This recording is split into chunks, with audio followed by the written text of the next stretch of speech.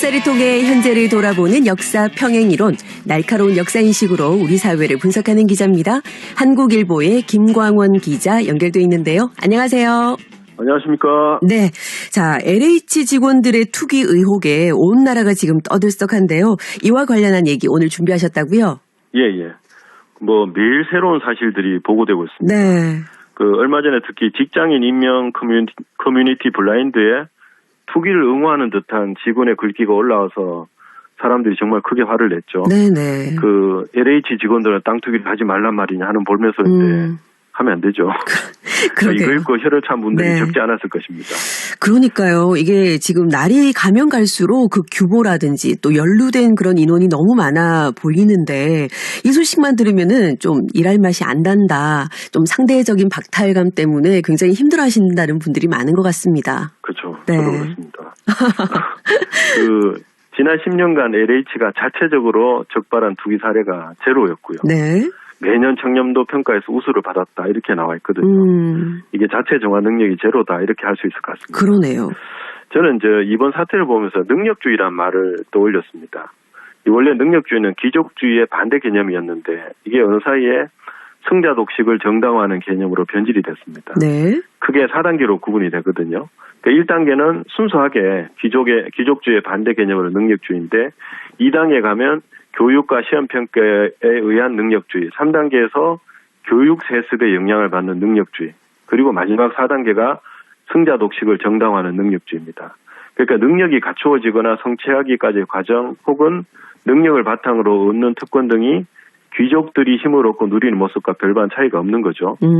사실 사람들이 기득권을 지키고 싶어 하잖아요. 네. 그리고 자신이 가진 힘이나 영향력을 끊임없이 쓰고 싶어 하는 것이 인간의 보편적인 욕망입니다. 그렇게 보면 이런 식의 교묘한 타락은 그다지 이상할 건 없다 이렇게 볼 수도 있습니다. 네, 귀족주의 말씀해 주셨는데 이 귀족주의의 반대 개념에서 또 귀족주의와 다름없는 이 개념이 되기까지 각 단계별로 또 예시가 될 만한 그런 사례들을 쉽게 떠올릴 수도 있을 것 같습니다. 어떤 사례들을 좀 꼽을 수 있을까요? 입시 관련해서 여러 사례들이 있었죠. 네. 재판 중인 것도 있고요. 요즘 뉴스를 보면은 하여튼 상당한 뉴스가 연관이 돼 있는 거예요. 네네. 굳이 말 안 해도 다 아실 거라 이렇게 생각합니다. 또 원래 이야기로 돌아와서 공무원 시험이나 공공기관 입사가 몹시 어려진 게 오래됐잖아요. 네. 그런 면에서 이번 사건은 노력 정당화 효과라는 개념도 적용시킬 수 있다고 생각합니다.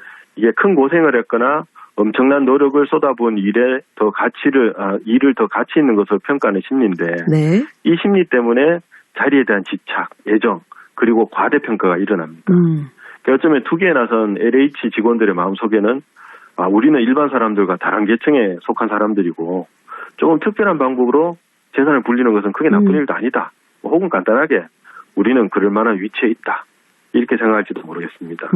글쎄요. 정말 일종의 특권의식 또는 귀족의식이다. 이렇게 부를 수도 있을 것 같아요. 그렇죠. 네. 사실 귀족이든 특권을 가진 사람이든 내게 권력이 주어졌다고 해서 그걸 가지고 모든 걸 다 할 수 있다고 생각해서 곤란합니다. 그렇죠.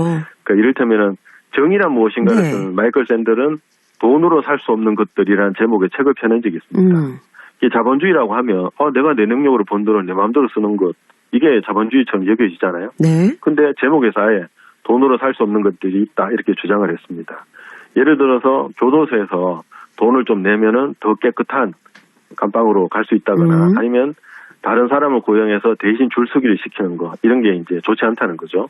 이 저자는 보다 중요한 가치들이 있기 때문에 좋지 않다 이렇게 설명을 했습니다. 그럼요. 이 시장의 논리로서는 훼손해서는 안 되는 그런 공공의 가치가 분명히 있을 겁니다. 그런데 이번 투기 건은 가치를 논하기 전에 사실 법적으로도 좀 분명 문제가 있어 보이거든요. 어떻게 보시고 있습니까? 네. 저는 예전에 왕들보다 더 예전에 왕들은 많이 이렇게 제재를 당했거든요. 여러분 능력주의라는 측면에서 보면 억세게 운 좋은 사람한테 전생에 나라를 구했나 이런 말을 하잖아요. 네. 사실 나라를 세우는 게 엄청난 능력이잖아요. 그렇죠. 실제로 태종 이망원은 아버지와 함께 나라를 세웠습니다. 아버지를 도와서. 네. 능력주의자들의 사고를 따르자면 정말 내 마음대로 해도 되겠죠. 그런데 태종은 늘 아니되옵니다 하는 신하들한테 둘러싸여 살았고요. 역사를 기록한 사관들이 감시자처럼 따라붙었습니다. 한 번은 사관한테 야 이런 거 쓰지 마 이렇게 하니까 사관이 임금 이런 거 쓰지 말라고 썼습니다. 네. 지독한 분들이었죠. 또 태종실록에는 이 부원계가 흉조로 통하거든요. 부원계가 나타나면 태종이 매우 싫어했다 이런 대목이 자주 등장합니다. 이건 사관들이 이 사람이 사륙을 통해서 왕위에 등극한 사람이다라는 말을 직접적으로 하지 않고 부엉이의 일화를 통해서 애둘러 표현했다 이래 보는 시각이 많습니다. 네. 왕 입장에서는 정말 모두 옥에 가두어버리고 싶겠죠, 신하들이. 네, 그랬겠어요. 예. 이 절대 권력을 가지고 통치하는 왕이었지만 법을 어길 수도 없었습니다. 기록에 보면 태종에게 신하들이 법이란 천하 만세가 공고하는 바이고 전하께서 사사로에 할 수 있는 것이 아닙니다 하고 이제 좀 고하는 장면이 자주 나옵니다. 네. 왕이라도 법을 따라야 한다 이런 엄중한 경고입니다. 그리고 후대에들은 대목이 자주 등장합니다. 이 태종이라고 하면은 정말 목숨을 걸고 권력 투쟁에서 이긴 인물이잖아요. 이 노력 정당화 효과 심리가 또 엄청났을 텐데 이를 좀 제도적으로 이렇게 억누른 것이 아닌가 그렇게 생각이 드네요. 네, 그래서 조선이 초기에는 잘했잖아요. 저는 자신이 가진 권력을 자기 마음대로 쓴 전형적인 인물을 제시하라면 가상 인물이긴 하지만 변사토로 꼽고 싶습니다. 이 소개가 어떻게 됐냐면 이 사람은 장안의 갑부였고요. 온갖 수단을 다 써서 그러니까 여기저기 돈을 찔러서 남원 부사가 되었습니다. 또 남원에 내려올 때도 고을을 이렇게 저렇게 다스리겠다 이런 구상은 전혀 없었고요. 그저 춘향이를 보겠다 이런 일념밖에 없었습니다. 그러니까 수단과 방법이 어찌되었든 내 능력을 얻은 자리니까 내 마음대로 하겠다 이런 심리였습니다. 정말 암행어사가 왜 필요한지를 딱 보여주는 그런 사례가 아닌가 싶기도 한데 정부 권력을 남용한 일부 이 LH 직원들도 같은 처지가 아닐까 그런 생각도 해봅니다. 예. 제가 권력 남용 사례를 보다가 일화가 하나 있어서 가져왔습니다. 이 고종 임금에 대한 이야기인데요. 이분이 12살에 왕이 되었거든요. 사실은 예정이 없던 일입니다. 그래서 왕세자 교육도 제대로 못 받았고 또 어리기도 했던 까닭에 다소 어이없는 일을 저질렀습니다. 고종이 왕자에 오른 후에 제일 먼저 내린 명령은 사형이었습니다. 신하한테 계동에 있는 군반 장수를 잡아다 죽이라 이렇게 명했습니다. 그래서 그때 있는 신하가 아니 왜 그러십니까 이렇게 물으니까 왕이 이렇게 대답합니다. 다른 이유는 없다. 내가 여러 번 군밤 하나 달라고 했는데 한 번도 주지 않았습니다. 인심이 어찌 그럴 수 있단 말인가.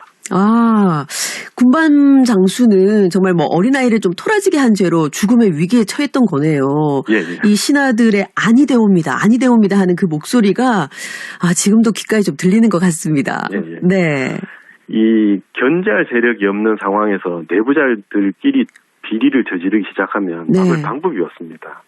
예전 같으면 이 분야의 전문가가 소위 검찰이잖아요.